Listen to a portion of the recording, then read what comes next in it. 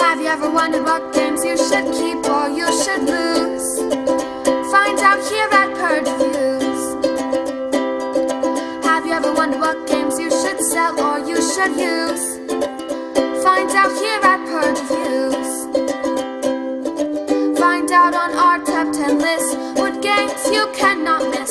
Don't forget to subscribe to Purge. Citrus Spice Road is another game where you take cubes of one color, you turn them into cubes of others, hopefully to score some victory points. We've been down this road before. We've had some very good games going down this road. Most specifically, you're going to have a comparison between this and Splendor. This plays an awful lot like Splendor. A lot has been borrowed from it. But is it worth you taking your money instead of buying Splendor or upgrading your Splendor and getting Spice Road? Let's take a look at the game. When I get back, I'll tell you a little bit about what I think about it. So this is Century Spice Road. You'll notice right off the bat the art is just phenomenal. Let's take a look and see what's inside. You're going to get a rule book. This is all it is. One page, front and back. The rules are very simple. There is a picture of setup. You're going to get a phenomenal insert. I chose to keep mine bagged, but you have these little bowls that you'll be using. These are great. You'll hold each of the cubes. You're going to have these big tarot style cards. They'll be housed inside, and you can tell just by looking at the artwork is really, really, really good. All the information you really need is here. Victory points and the number of cubes it has. Now, each player will get one of these to start the game. All this really is tells you that you can hold up to 10 cubes at a time. And if you go over 10, you have to get rid of them. And there's enough one for each player. Each one gets unique art, which is a nice touch to the game. At the top of the board, you'll have a number of these that are laid out. So this means if you have, to get to 20 victory points, you need a yellow, red, green, and 3 brown. To get 11, you need 3 yellow and 2 brown, and so on and so on. Now the two on the far right are always going to have a gold coin on it and a silver coin. This gold coin, if you get this card, you give up 2 yellow to get green to get the 8 victory points at the end of the game. You will also get this gold coin that is worth 3 victory points. Same thing, it works with the silver, except for the silver is worth 1 victory point. If you were to buy this, you get to take this moves down, and a new gold coin would come out, and that's how that would be worth. So the ones on the right, theoretically they've been on the board the longest. The hardest ones to get would end up with those because everything would slide down. So on your turn, you have a number of actions. The one thing to do is to score one of those victory points that I just showed you. At the beginning of the game, you're going to have only 2 cards in your hand. Get 2 yellow or trade 2 in. So I could trade 2 to upgrade them to the next. So it goes yellow, red, brown, and green. So on your turn, you can play a card. In this case, if I play this card, I would get 2 yellow cubes. If I were to play this card, I could take these 2 yellow cubes, and they would now be red. And that's kind of how your 2 starter cards will work.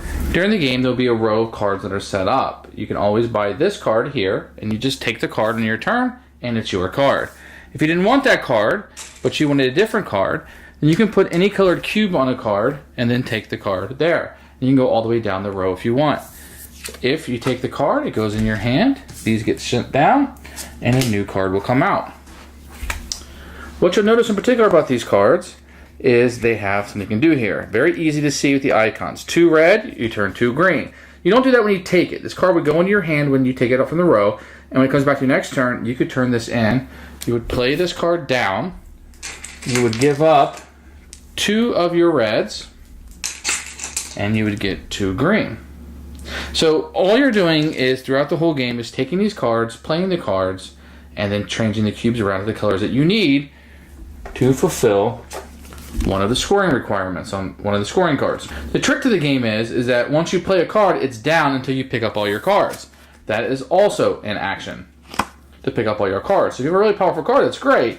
But you have to take an action to pick everything up. So it's efficiency in actions, it's efficiency in cubes, and the way you're able to trade them in for other things. So very quickly, let me go over the 4 different actions you have. First action, I could play a card from my hand into my discard and do what the card says. In this case, I could trade 2 red if I have them and trade them into 2 green. Or I could pick up one of the cards from the row.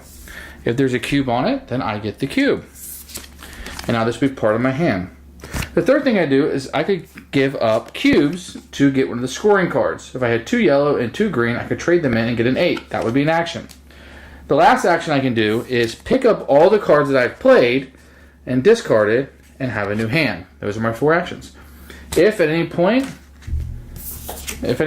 someone builds their 5th scoring card, the game ends. Whoever has the most victory points wins the game. Century Spice Road is a really fun game. I like the idea of those cards coming up, and you can kind of that small world thing where you're putting coins down to get the one you like.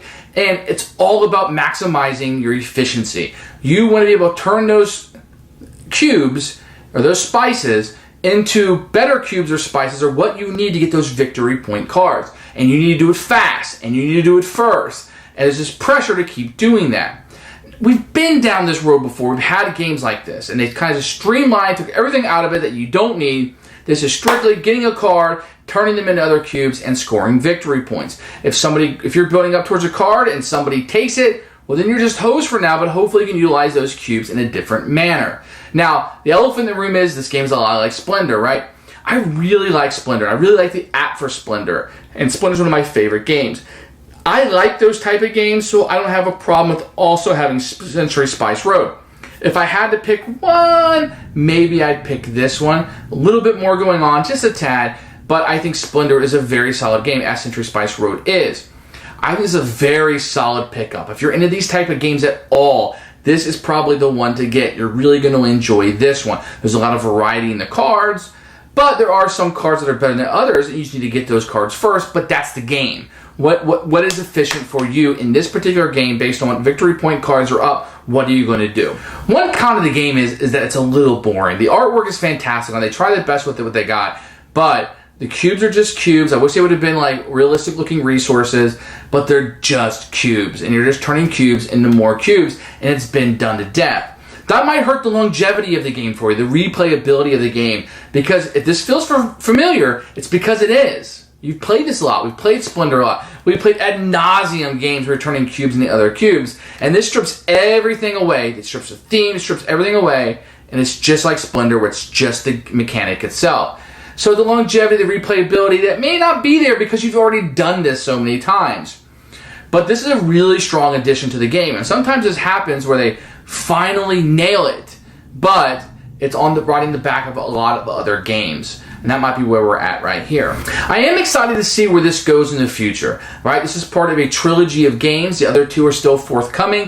They're going to kind of interact with this game. They're going to be standalone games also. It's going to be very interesting to watch this unveil. I haven't seen this before where they're like, hey, here's a trilogy of games, and they're all going to be interlocking, but then be on their own also. I guess the Dungeons & Dragons kind of Wrath of Ashardian games kind of did that, but that's a whole different beast in this, right? I really appreciate the artwork they put into this game. They've really tried to theme it up, even though there's not a theme to it, but the artwork is beautiful. I really like the way it looks. I think all the icons are really clear. Everything makes sense. There's not a lot of components. Speaking of the components, what you get is really, really good. The cubes are really thick, really square. You get those little bowls that come with it. Those are just phenomenal. So everything in this box is wonderful. They really put a Class A try and effort onto this production, and they really nailed it. They could have went really cheap like this, but they kind of went up to that level that Splendor went to, and it looks phenomenal.